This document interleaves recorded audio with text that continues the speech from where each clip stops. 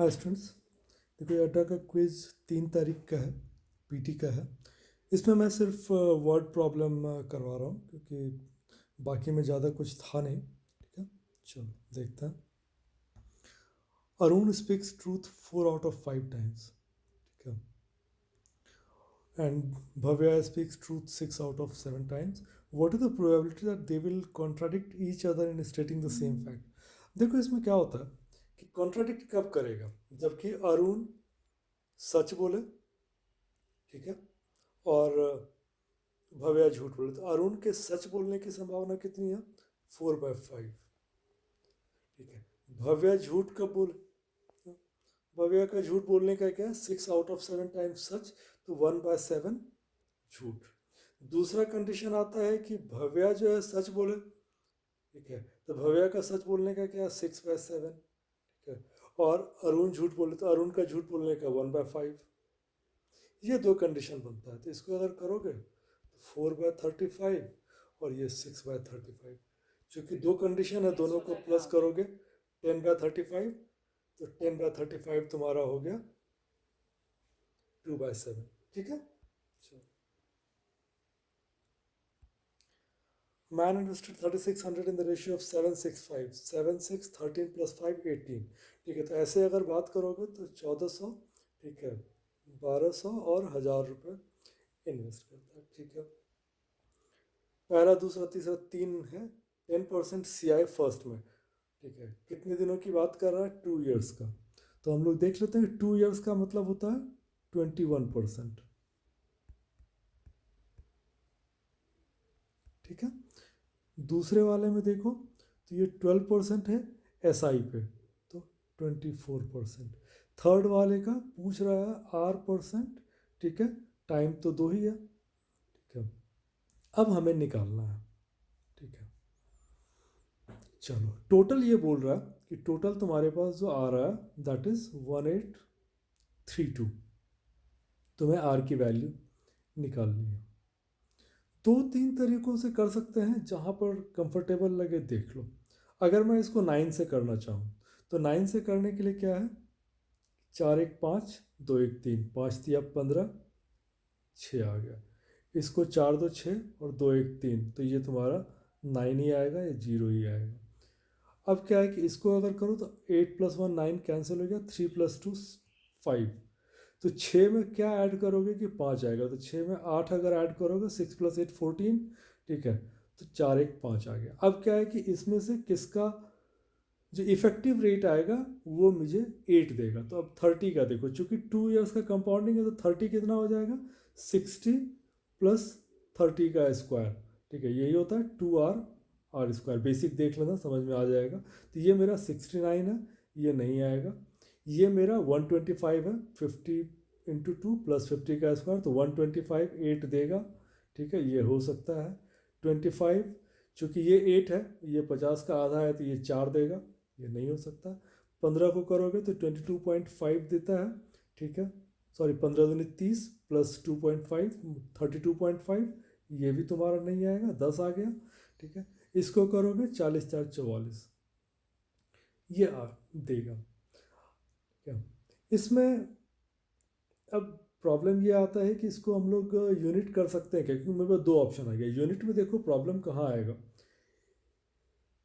यहाँ पर 3 जीरो है, 1000 है। ठीक है, तो कुछ भी करोगे तो ये 0 देगा। तो ये दोनों का यूनिट मिलकर ही 2 आ जाएगा, ये तुम्हारा 0 देगा। इसका मतलब यूनिट नहीं हो सकता। हम लोग इसको अप्रॉक्स से कर सकते हैं। अप्रॉक्स से करना ईजी भी होगा। जैसे देखो ये तुम्हारा 14 2 28, तो लगभग 300 रुपये तुमको यहाँ मिलेंगे। ठीक है, इसको भी मान के चलो कि 300 रुपये यहाँ मिल रहा है, तो 600 बच गया। तुमको 1200 रुपये यहाँ चाहिए, तो 1200 रुपये के लिए तुमको 125% ही लेना पड़ेगा।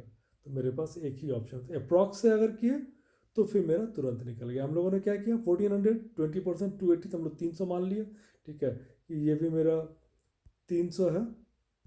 ठीक है, ये मेरा ये भी 300 है, तो 600 हो गया। ये मुझे 1200 चाहिए, तो 1200 के लिए मुझे फिर 50% पर जाना पड़ेगा। ठीक है, a cylinder of radius 13 centimeter and height 56 centimeters to be melted. To cast an hemispherical balls of outer diameter 16 centimetre, inner diameter 14 centimetre. पहली बार में तो इसको देख के लगता है कि भाई अगर ये 13 है, ठीक है, तो 13 का मल्टीपल, तो 13 का मल्टीपल एक ये आता है। लेकिन इसमें एक और प्रॉब्लम क्या आ रहा है कि ये हेमिस्फेयर है, ठीक है। अब इसका पहले फॉर्मूला देख लो, ठीक है। तो फॉर्मूला में क्या होता है कि सिलेंडर का देखोगे, pi r square h equal to 2/3 pi r cube, यही आएगा। इससे तुम्हारा एन निकल आएगा, इसको एन निकालना है, ये मेरा इधर आ जाएगा, तो पाई पाई कैंसिल हो जाएगा, तो हम लोग उसको काटते हैं। आर स्क्वायर एच की बात करोगे तो ये मेरा 169 इंटू 56 है। अब देखो कि ना तो इसमें 3 है ना इसमें 3 है, ये 3 तो यहाँ जाएगा, इसका मतलब मुझे 3 का भी मल्टीपल चाहिए, ये 3 का मल्टीपल नहीं है। अब इसमें अगर ढूंढने के लिए जाओ तो 3 का मल्टीपल मेरे पास 2 आता है, ठीक है। अगर मुझे कॉमन सेंस से चलना पड़ेगा तो मुझे पता है कि जनरली जो तुम्हारे इस तरह के फिगर होते हैं, स्फेरिकल फिगर होते हैं, स्फेरिकल फिगर में 7 रहता ही रहता है, ठीक है। बट चलो फिर भी देख लेते हैं, ठीक है। तो कॉमन सेंस तो ये कहता है कि भाई चूंकि 3 चाहिए, ठीक है, तो 3 के हिसाब से मुझे ये 3 वाले चाहिए और 7 भी चाहिए, तो 84। बट ये 169 भी 13 का प्राइम है, ये कहाँ गया, इसको चेक कर लेते हैं। देखो यहाँ पर जो आर क्यूब है, तो ये बेसिकली इन दोनों के क्यूब का डिफरेंस आएगा, ठीक है, कि हॉलो होगा, आउटर और इनर का अलग अलग है, तो आउटर और इनर अगर अलग अलग है तो फिर मुझे इन दोनों का डिफरेंस चाहिए होगा। इन दोनों का डिफरेंस देखोगे तो 8 का क्यूब, ठीक है, 7 का क्यूब 343, ये तुम्हें माइनस करोगे, ये अगर माइनस करोगे तो ये तुम्हारा 169 आ गया, तो ये 169 यहाँ से कट गया, तो अब तुम्हारा आंसर एक्चुअल में 56 इंटू 3/2, जो हम लोग 84 बोल रहे थे, ये तुम्हारा आ जाएगा, ठीक है।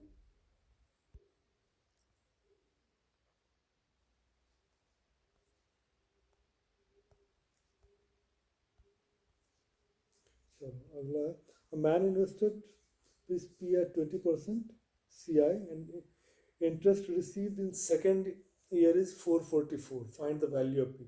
देखो 444 का प्राइम की अगर बात करोगे, ठीक है, तो ये 111 है, ये मैंने पहले भी तुम लोग को बोला हुआ है कि 111 जो होता है ये तुम्हारा इसका प्राइम 37 है, 37 इंटू 3 होता है।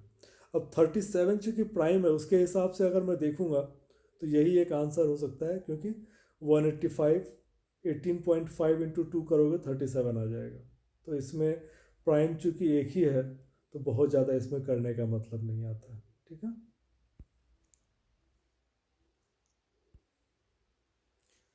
5 years ago average age of Ram's family having family members including him was 29। देखो 5 साल पहले 29 था, तो आज कितना हो गया 34, तो ये करोगे तो ये तुम्हारा आ गया 17।